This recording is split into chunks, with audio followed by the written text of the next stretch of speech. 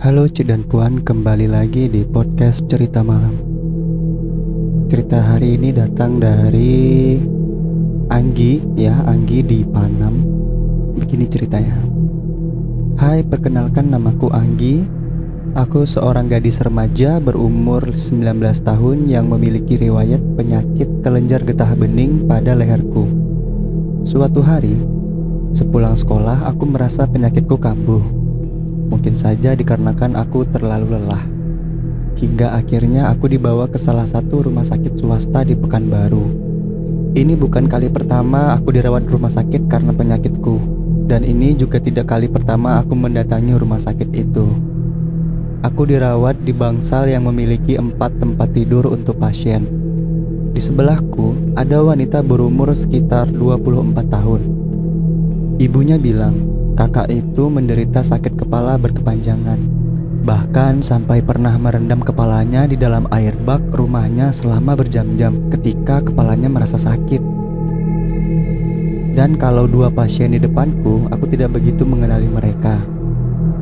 Suatu malam, ketika itu sudah larut, aku terbangun dari tidurku. Mau tahu apa yang membuatku terbangun? Tetapi suara gesekan besi dari gantungan tirai yang sangat berisik seakan tirai itu sedang dimainkan. Ketika aku sudah mulai bisa membuka mataku dan duduk mencari di mana sumber suara itu, benar saja, tirai antara tempat tidurku dan tempat tidur kakak di sebelahku tadi sedang ditarik, diayun, digeser, bahkan dikibaskan. Tapi aku tak melihat siapa sosok yang memainkan tirai itu. Aku tak begitu mencemaskan situasi ini karena menurutku di rumah sakit menemui atau melihat kejadian mistis itu bukanlah hal yang aneh, melainkan sudah biasa. Aku kembali berbaring tetapi tidak langsung tidur. Dengan setengah tirai yang terbuka di sebelahku tadi, aku menoleh ke arah kakak tadi.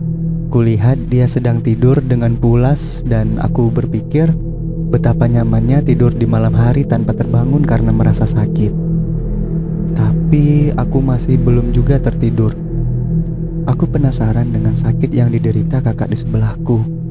Untuk kedua kalinya aku melihat ke arahnya dan aku melihat sesosok wanita mirip seperti kuntilanak sedang membelai rambut kakak itu.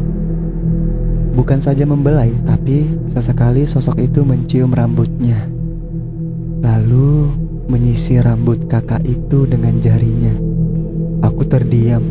Dia melihatku dan dia tersenyum. Aku membalikkan badanku dan tidak ingin melihatnya lagi. Sosoknya tidak begitu seram, tapi baru sebentar saja aku melihatnya, aku masih mengingat senyumnya sampai aku pulang dari rumah sakit itu.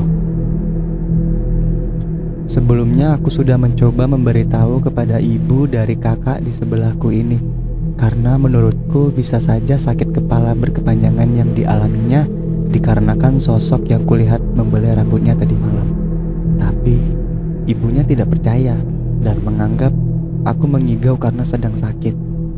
Padahal aku melihat sosok itu dengan sadar, dan bahkan aku masih mengingat sosoknya dengan jelas, bahkan senyumnya. Sampai di rumah, orang tuaku bilang, biasanya rasa sakit yang disebabkan oleh makhluk mistis tidak terdeteksi oleh medis. Bisa saja kakak itu dirawat di rumah sakit karena meredakan rasa sakitnya saja. Itulah kisahku mengenai sosok mistis yang kutemui di salah satu rumah sakit swasta di Pekanbaru. Tetap jaga sikap, jaga tutur kata, dan jangan mengganggu mereka jika tidak ingin diganggu.